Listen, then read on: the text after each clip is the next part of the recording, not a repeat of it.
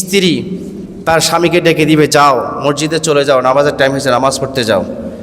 নামাজের টাইম হয়েছে, স্বামী তার স্ত্রীকে বলবে, উঠো, সলাতের সময় হয়ে গেছে, সলাত আদায় করে ফেলো। যেই ঘরের ভিতরে স্বামী তার স্ত্রীকে সলাতের জন্য উদ্বুদ্ধ করবে এবং যেই স্ত্রী তার স্বামীকে সলাতের জন্য উদ্বুদ্ধ করবে, ওর চাইতে জান্নাতি ঘর দুনিয়া তার কোনোটা হইতে পারে না। সুখের ঘর, শান্তির ঘর ওইটাই, যে ঘরের ভিতরে জামাইবে দুইজনে কি নামাজি। দেখবেন সহজে বাক বিতরটা আর হবে না।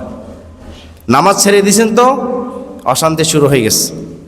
যেই ঘরের লোকেরা নামাজ পড়বে না, যেই ঘরের মানুষ নামাজ পড়বে না, ওই ঘরের উপর আল্লাহ তাআলা স্পেশালি দয়া দিতে রাজি না। কেন? নামাজ পড়লেই তো আল্লাহ খুশি হবে, আল্লাহ খুশি হইলেই তো আল্লাহ তাআলা স্পেশাল দয়া দিবেন। এখন আপনি যখন সালাত ছেড়ে দিলেন জামাইব দুইজনেই, তো দুইজনের উপর আল্লাহ খুশি না রাগ?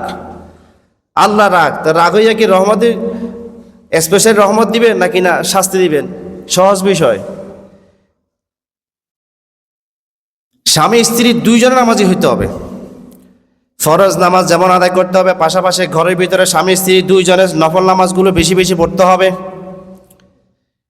নফল নামাজগুলো যখন বেশি বেশি পড়বে, তাদের সাথে যে শিশু বাচ্চা থাকবে তাদের উপরে প্রভাব পড়বে, সন্তানরাও মা বাবাকে অনুসরণ করবে।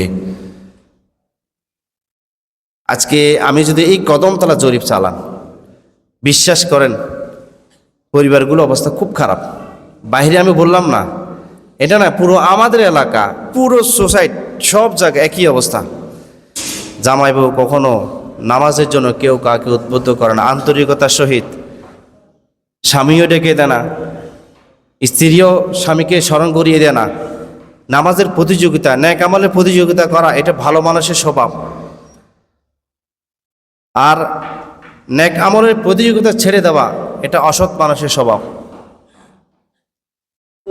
আল্লাহ তাআলা আমাদের সবাইকে, বিশেষ করে স্বামী স্ত্রী দুইজনকে 5 ওয়াক্ত নামাজ হিসেবে কবুল করার জন্য আমিন।